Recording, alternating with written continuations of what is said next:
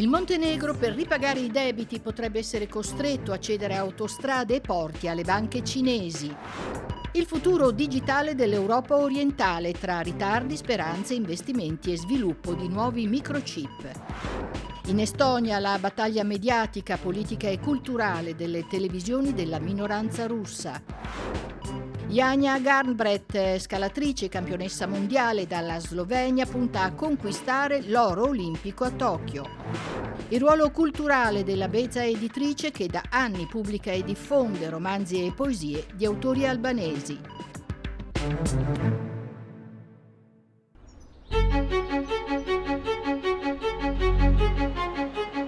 Il Montenegro, piccolo stato adriatico sovrano dal 2006 che conta poco più di 600.000 abitanti, è a un passo da una catastrofe finanziaria.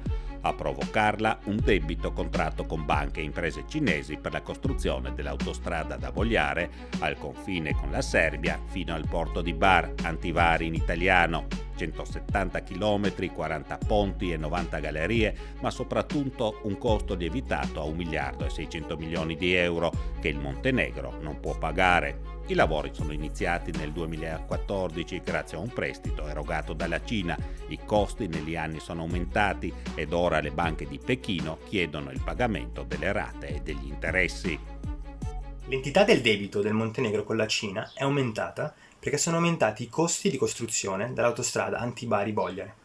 Sono aumentati per varie ragioni, la principale delle quali è che l'azienda costruttrice, la cinese CRBC, non è riuscita a rispettare le scadenze. Non è riuscita soprattutto perché, essendo una manodopera per lo più cinese, è stato molto difficile farla arrivare e lavorare durante la pandemia e questo ha comportato un rallentamento dei lavori.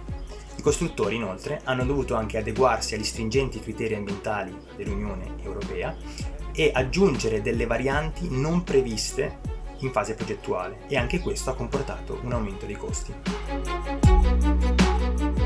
Gli accordi con Pechino furono siglati dal discusso presidente Milo Đukanović, all'epoca capo del governo. Le istituzioni finanziarie europee avevano segnalato i costi improbabili del progetto, che però Đukanović riteneva essenziale per lo sviluppo economico del Montenegro. C'è del vero in questa frase, in quanto l'autostrada permetterebbe di connettere la piccola Repubblica Adriatica con le direttrici commerciali che tagliano il cuore dei Balcani, per esempio quella che dal Pireo dovrebbe portare le merci in Europa centrale, passando per la Serbia. Tuttavia il costo di questa autostrada, qualcosa come 20 milioni di euro al chilometro finora, fa sì che l'investimento in sé non sia sostenibile. Non è un caso che prima che arrivassero i cinesi già 2 aziende occidentali avessero rifiutato di finanziare questa infrastruttura e di costruirla, in quanto avevano capito che il progetto non sarebbe stato redditizio. Il governo attuale, un esecutivo tecnico formato da partiti idealmente disomogenei ma uniti solo dalla volontà di contrastare il potere dei socialisti di Đukanović, ha chiesto aiuto finanziario all'Unione Europea, che però non intende intervenire. Se il governo di Podgorica non ripagherà in tempo le rate convenute, la Cina potrà far scattare le ipoteche a garanzia del prestito rilevando l'autostrada o il porto di Bar. La scadenza della prima rata è a luglio. Praticamente impossibile per questo tipo di progetti scindere la dimensione economica da quella geopolitica. Basti pensare che in caso di insolvenza molto probabilmente il Montenegro sarà obbligato a concedere l'utilizzo di parte del proprio territorio e forse anche l'utilizzo della stessa autostrada che la Cina sta costruendo alla Cina. Questo è un modus operandi tipico dei cinesi, è successo qualcosa di simile già in Sri Lanka, dove un porto costruito e finanziato dai cinesi è stato poi dopo concesso in comodato d'uso gratuito per 99 anni proprio ai cinesi perché il governo dello Sri Lanka non è stato in grado di ripagare il debito. Senza il sostegno finanziario di Bruxelles, il Montenegro, uno stato che fa parte dell'Alleanza Atlantica, diventerebbe una delle basi della penetrazione commerciale cinese in Europa, una prospettiva che non piace agli Stati Uniti di Joe Biden.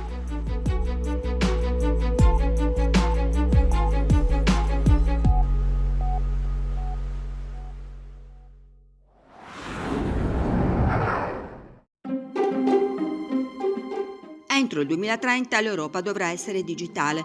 Il countdown è partito a marzo scorso. Competenze digitali, digitalizzazione delle imprese, dei servizi pubblici, delle infrastrutture sono i punti cardinali della bussola digitale, un programma che dovrà giungere ad una condivisione interistituzionale sui principi entro fine anno.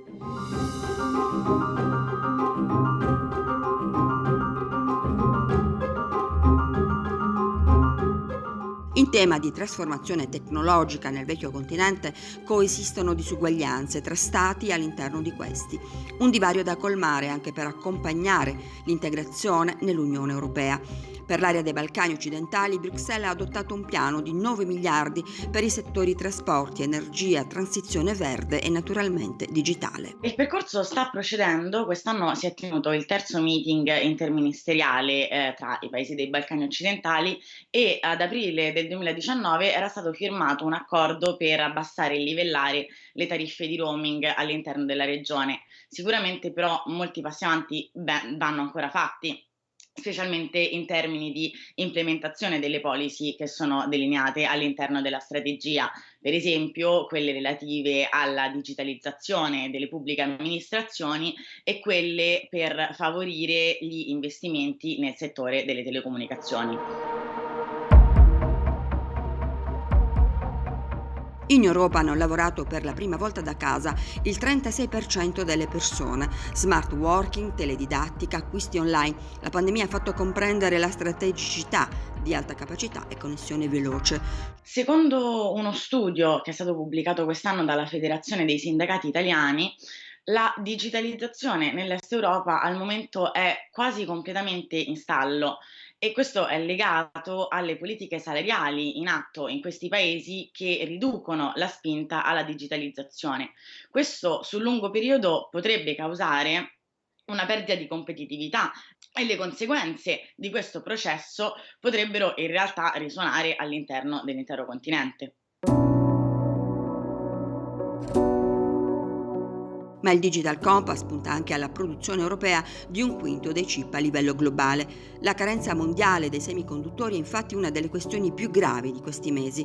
La prima a risentirne è l'industria automobilistica che in Italia come in Canada, in Messico come in Polonia ha dovuto rallentare, se non del tutto sospendere, la produzione. Si calcola perdendo oltre 2 milioni di vetture. 5G è automotive ma anche computing e consumer. Il chip fa girare il mondo. Prima la guerra commerciale tra Pechino e Washington, oggi l'impennata di richieste post-pandemia. Alla crisi del settore neanche il gigante di Taiwan, TSMC, primo produttore al mondo, ha potuto far fronte, tanto da investire 100 miliardi di dollari per aumentare la sua capacità produttiva. 50 miliardi ne impiegherà invece il governo americano per affrancarsi dal mercato asiatico e potenziare le aziende strategiche. 10 miliardi di euro l'Europa per produrre il 20% dei semiconduttori entro la fine del decennio. In via del tutto emergenziale si potrebbe immaginare di stabilire un sistema di quote per gestire un bene così scarso in questo momento in Europa come i chip, ma questo si dovrebbe sicuramente inserire all'interno di una strategia più di lungo respiro dell'Europa che, se sul lungo termine può avere come obiettivo quello di riportare la produzione localmente, sul breve termine deve senz'altro puntare in realtà nel rafforzamento dei rapporti con i partner strategici, come ad esempio la TMSC taiwanese, con la quale presidente infatti Breton si è incontrato ad aprile.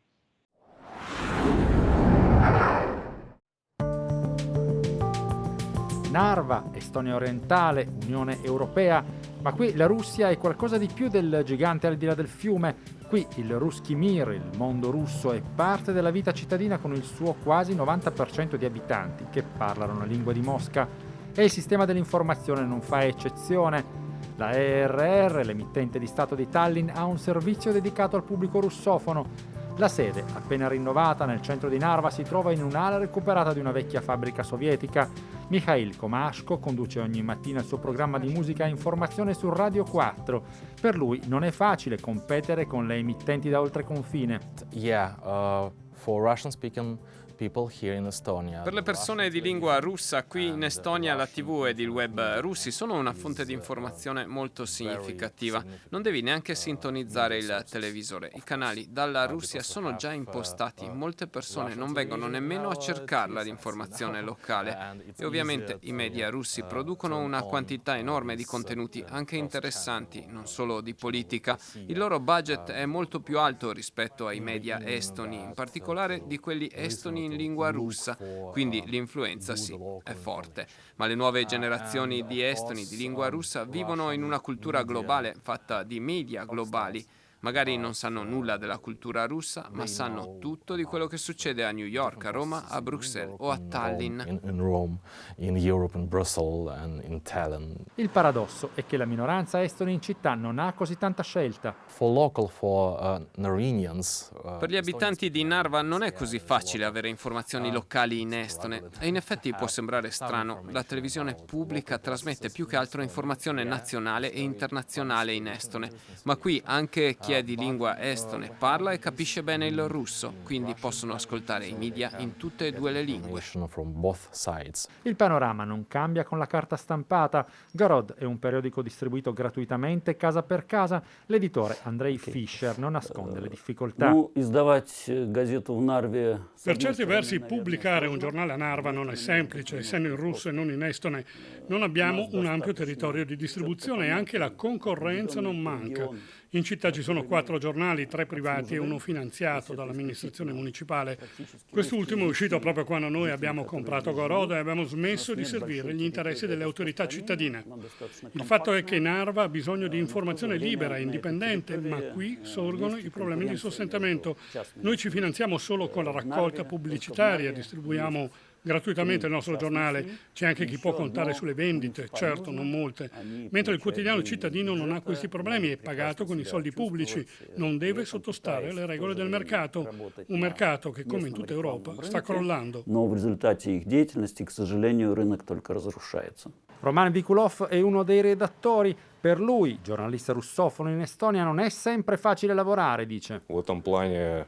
A volte sentiamo commenti negativi quando arrivano in città persone dal resto del paese e magari pensano che qui non parliamo estone per una forma di arroganza nei confronti degli estoni. Per fortuna succede raramente. Diverso il discorso per la politica, ci sono politici conservatori o nazionalisti che cercano di creare tensione per i loro interessi. L'Estonia è un paese piccolo e il popolo russo è così vasto, la cultura così diversa, che a volte capisco che il confronto possa incutere timore, ma dobbiamo capire che il confronto delle culture è esso stesso una forma di cultura. Конфликт в хорошем смысле, то есть он довольно-таки культурный.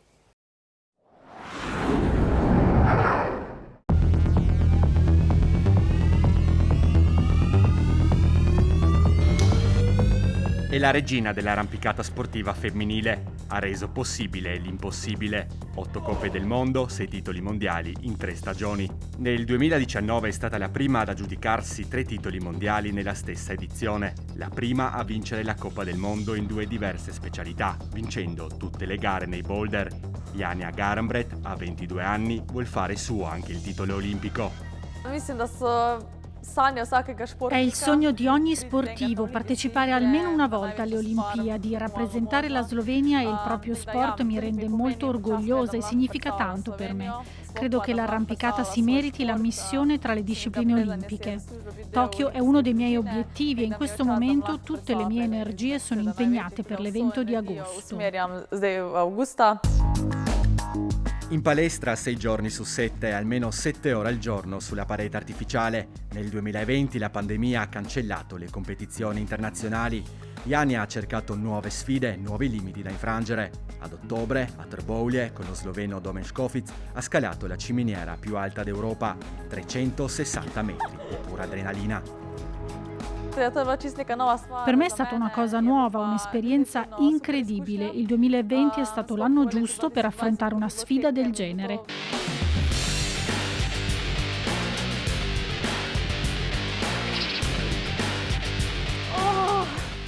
Devo ammettere che è stato difficile, ho detto addirittura che non vorrei rifarlo, anche se mi sono divertita. Il primo tentativo è durato 11 ore, la seconda volta siamo stati più veloci, ce l'abbiamo fatta in 8 ore. Ad accompagnare Janja verso le Olimpiadi c'è Roman Krajnik, guru dell'arrampicata sportiva slovena con 20 anni di esperienza da allenatore alle spalle. È lui a tracciare vie quasi impossibili nel dedalo di Appilli, veri rompicapi che mettono alla prova la forza fisica e mentale della pluricampionessa mondiale. Prima della gara ho dai 2 ai 6 minuti per memorizzare gli appigli. Qui conta l'esperienza che ho acquisito nelle ultime stagioni di Coppa del Mondo. Non ho dei trucchi o segreti particolari, seguo il mio intuito, confido in me stessa e mi convinco che terminerò la sfida con successo. Sui boulder o massi artificiali è inarrestabile, nelle gare di difficoltà pure migliorerà nella specialità dello sprint. A Tokyo ci sarà la combinata, nella quale è stata la prima a bissare il titolo mondiale. È difficile scegliere una specialità in particolare, mi diverto in tutte e tre allo stesso modo. Mi sono innamorata anche della sprint, che è stato necessario per migliorare la mia velocità. L'allenamento è duro, quasi impossibile. Si cade e ci si rialza. Janja Garnbret in Slovenia, una nazione dove l'alpinismo è un culto, è un mito. La pressione mediatica è pesante. Da me ci si aspetta parecchio, dopo tutti questi successi ho viziato i miei supporter. Per me non è pressione, la vedo come un supporto e una motivazione in più per dimostrare tutto il mio valore ai Giochi Olimpici. Mancano ancora 3 mesi e per adesso mi sento tranquilla. Sto gestendo ancora bene le aspettative e il nervosismo, per adesso non sono ancora lì. La cosa più importante per il momento è una sola. La salute è soprattutto questa. La paura più grande è non poter competere a causa di possibili positività al Covid. Stiamo attenti e cerchiamo di rimanere in buona salute.